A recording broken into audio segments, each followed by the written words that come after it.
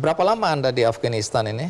Atau di Pakistan? Kalau total semuanya, baik di Pakistan maupun di Afghanistan, saya datang tahun 91 sampai tahun 95. Maaf, jadi dari Pakistan Anda ke Afghanistan juga?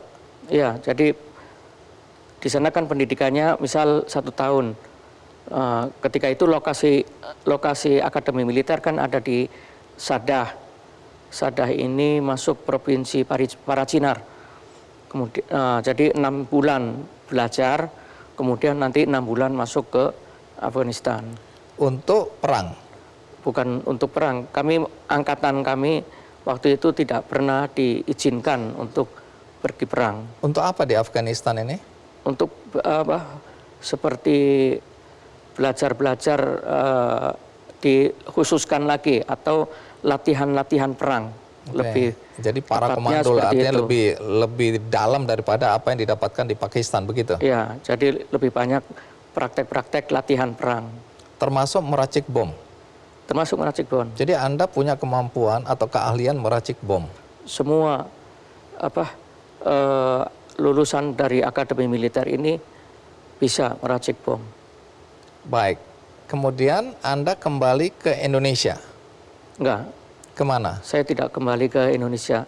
Setelah tahun 95 itu, saya ke Malaysia, kemudian setelah itu langsung ke Filipina. Ya. Ngapain? Di sana sebelumnya saya kan punya teman yang dari orang Moro. Ada 3 orang yang belajar di akademi militer. Di sana. Oke. Ya. Terus? Mereka mengajak saya supaya selesai dari situ untuk pergi ke Filipina. Maka saya pergi ke sana. Ikut bergabung dengan ini kelompok Abu Sayyaf ya? Bukan, dengan MILF. Oh oke. Ini pemberontak Moro Islamic untuk Liberation merdeka Front. Ya, Mindanao. Iya. Jadi Anda ikut berperang di situ? Iya. Melawan pemerintah Filipina. Berapa lama di sana? Di sana sampai tahun 2000. Oh, jadi saat itu Anda kembali ke Indonesia, terjadilah bom Natal? Iya, saya pulang bulan Desember tahun 2000 dari Filipina. Jadi memang tujuan Anda pulang untuk bom Natal atau? Bukan. Jadi waktu itu Kem Abu Bakar pertempuran dahsyat diserang oleh militer Filipina hingga akhirnya pada bulan Juli tahun 2000 berhasil dikuasai keseluruhan oleh militer Filipina. Kemudian Mujahidin MILF ini bertebaran di beberapa hutan, ada yang banyak kembali ke kampung halaman mereka masing-masing. Lalu Ustadz Salamat Hashim, yaitu pemimpin atau leader dari MILF itu mengatakan sama saya supaya pulang saja ke Indonesia. Karena wajah saya tidak mirip seperti orang-orang Moro. Jadi Anda tidak bisa bersembunyi di antara masyarakat? Iya, tidak mungkin bergaul, bersembunyi. Jadi Anda meninggalkan Filipina sebenarnya karena lari untuk menyelamatkan diri? Saya disuruh oleh Ustadz Salamat Hashim untuk pulang ke sana. Di samping itu, saya ingin juga memperkenalkan istri saya kepada keluarga besar saya. Istri Anda orang Filipina. Menikah di sana? Iya. Apakah istri Anda juga waktu itu sudah terpapar oleh paham radikal? Istri Anda Muslim? Keluarganya Muslim? Istri saya tidak terpapar paham radikal. Dia bukan dari orang Moro, bukan dari bangsa Moro. Artinya latar belakang dia ataupun keluarganya bukan dari keluarga Muslim. Jadi istri saya sebelumnya Nasrani. Ayahnya seorang pendeta. Kemudian istri saya ini masuk Islam. Kemudian waktu umur dia SMA. Setelah itu dia pergi ke Kem Abu Bakar atas saran beberapa orang Muslim yang ada di sekitar sana supaya belajar agama Islam, untuk belajar mengaji, kemudian belajar sholat, belajar hukum-hukum Islam, fikih, seperti itu. Tapi pernikahan Anda dan istri direstui oleh keluarganya yang Nasrani atau tidak? Iya. Jadi pernikahan itu saya lakukan di dalam camp Abu Bakar karena istri sedang belajar di camp Abu Bakar di Mindanao. Kemudian ketika saya akan melangsungkan pernikahan, termasuk meminta melamar, saya datangi orang tuanya yang jauh dari camp Abu Bakar, sekitar perjalanan 4 jam atau 5 jam. Saya temuin dan saya bilang, saya akan menikahi anak bapak, anak ibu. Mereka izinkan? Ya, mereka izinkan. Anda mendapat restu? Ya, dan mereka bilang artinya itu masih belajar. Saya bilang, ya, sambil belajar tetap. Artinya setelah kami menikah, istri tetap belajar. Dan saya mengundang kepada keluarga, termasuk tante dari istri saya, tante-tante istri saya, paman-paman, atau saudara sepupu istri saya untuk hadir. Keluarga besar mereka saya minta untuk hadir ke dalam camp Abu Bakar untuk menghadiri acara pernikahan kami. Mereka akhirnya hadir?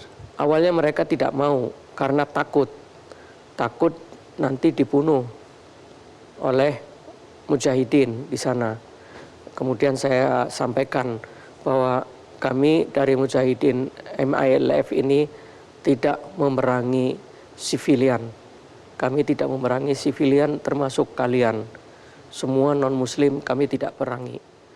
Jadi saya mohon untuk datang dan saya menjamin keamanan darah dan harta kalian.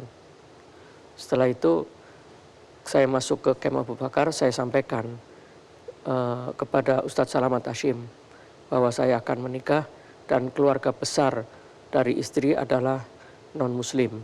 Dan saya sudah sampaikan saya menjamin keamanan darah dan harta mereka. Oh ya, nanti kita jamin keamanan mereka. Sampai akhirnya pada hari pernikahan sehari sebelumnya mereka masuk ke camp Abu Bakar untuk esok harinya menghadiri acara pernikahan saya. Tradisi dari orang-orang Moro ketika acara pernikahan itu melakukan, begitu kalimat ijab kabul selesai, mereka melakukan selebrasi berupa penembakan senjata ke langit. Ke udara? Ya, ke udara. Selebrasi. Bagaimana reaksi Kemudian, keluarga istri? Saya melarang kepada mereka sebelum itu. Jadi sebelum acara prosesi pernikahan, saya sampaikan kepada mereka supaya tradisi ini untuk pernikahan saya ditiadakan. Karena di sini ada orang-orang dari keluarga besar Kristiani. Dalam rangka untuk menimbulkan tidak ada rasa takut sedikit pun untuk mereka. Khawatirnya mereka mendengar suara senjata, takut dikiranya mau dibunuh atau apa. Dalam rangka untuk menjaga tidak ada rasa takut kepada mereka, itu saya hilangkan tradisi itu. Itu dipenuhi permintaan Dan Anda? alhamdulillah dipenuhi. Tidak ada saat itu selebrasi berupa penembakan senjata ke udara. Jadi saat menikah, istri sama sekali tidak tahu bahwa Anda, berbahaya? Iya, tidak tahu. Nanti saya akan tanyakan karena Anda dan istri kemudian tertangkap di Pakistan, ya, kemudian diekstradisi ke Indonesia. Tapi sebelum sampai kepada cerita itu, saya hendak menyimpulkan kenapa pembebasan Anda, ini kan hukumannya 20 tahun, tapi sebelum masa hukuman 20 tahun Anda jalani dengan potongan kiri kanan dan seterusnya, Anda sekarang bebas. Mengapa orang jadi takut, dari khawatir sekarang ketakutan, bahwa seorang Hisham yang lebih dikenal dengan Umar Patek bebas. Dan itu artinya ancaman bagi masyarakat karena cerita Anda tadi. Anda sudah berlatih di Pakistan, di camp ya. Anda sudah ke Afghanistan, Anda bertempur juga di Filipina ya. Kemudian Anda terlibat bom Natal, Anda terlibat bom Bali, dan kemudian Anda sekarang mengatakan Anda sudah insaf dan bebas di masyarakat. orang nggak percaya. Nanti Anda tolong jawab, bagaimana Anda bisa meyakinkan orang-orang yang saat ini ketakutan karena Anda sekarang berada di luar, di masyarakat. Kita rehat sejenak, ikuti terus Kick Andy Double Check. Setelah bom Bali pertama ini ya, korbannya 202 orang meninggal. Setelah tahu korban sebanyak itu, bagaimana perasaan Anda waktu itu?